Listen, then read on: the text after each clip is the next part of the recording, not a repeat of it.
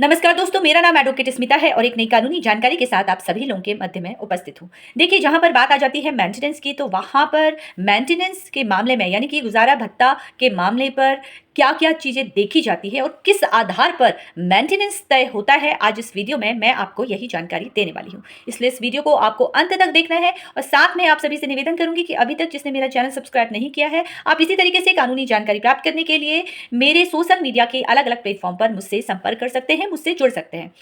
देखिए, सबसे पहला जो पॉइंट देखा जाता है, वो देखा जाता है पति और पत्नी दोनों की, यानी कि दोनों पक्षों की सामाजिक और आर्थिक स्थिति। यानी कि पति और पत्नी दोनों की आर्थिक स्थिति क्या है, सामाजिक स्थिति उनकी क्या है, कैसा उनका स्टेटस है।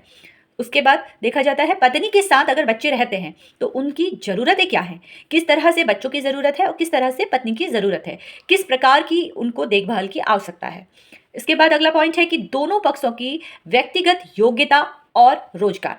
अगर पत्नी नहीं कमाती है तो उसका रोजगार, या पत्नी के पास योग्यता है कि वो कमा सकती है, क्या उसका स्टेटस है, ये सारी चीज़ें कोर्ट के द्वारा देखी जाती है।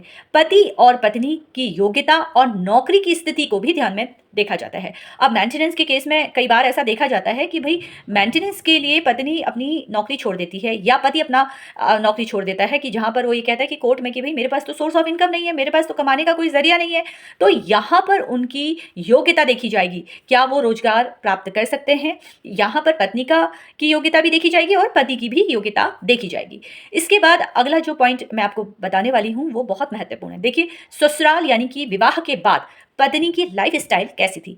जब पत्नी ससुराल में आती है तो वो किस तरह के लाइफ स्टाइल में जीती थी, या इसको इस तरह से समझाने की कोशिश करूंगी आपको कि देखिए, जब पत्नी विवाह करने के बाद ससुराल में आई और ससुराल में भाई उसके घर में एसी है, वॉशिंग मशीन है, सारी सुख सुविधाएं हैं, नौकर हैं, लेकिन जब किसी भी कारण से आप दोनों के बीच में मतभेद हुआ तो पत्नी अलग किराए में रहने लगी। अब ना तो वहाँ उसको कोई इस तरह की सुविधा प्राप्त हो रही है, तो वहाँ पर कोर्ट की ओर से देखा जाएगा कि ससुराल यानी कि विवाह के बाद पत्नी की लाइफ स्टाइल को ध्यान में रखा जाएगा कि आपकी पत्नी आपके घर में किस तरह से रहती थी। ये तमाम चीज़ें कोर्ट के द्वारा देखी जाती है।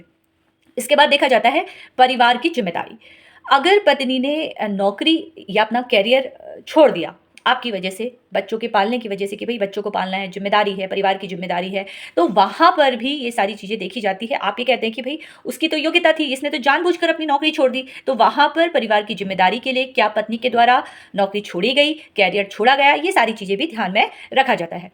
इसके बाद है कि यदि पत्नी काम नहीं कर रही है तो उसके मुकदमों का खर्चा भी पति को देना पड़ेगा। यानी कि अब बात इसको इस तरह से समझते हैं कि अगर एक पति और पत्नी के बीच में मतभेद होता है, पत्नी अपने पति का घर छोड़कर चली जाती है, अब उसके पास सोर्स ऑफ इनकम नहीं है, वो कमाती नहीं है, उसके पास केस करने के लिए पैसा नहीं है, तो यहाँ पर उसके मुकदमों के खर्चे को भी कोर्ट की ओर से देखा जाता है। तो वहाँ पर अगर पति कमाता है तो कोर्ट कह सकता है कि भाई आप अपने पत्नी को मुकदमे के खर्चे के लिए भी पैसे दीजिए।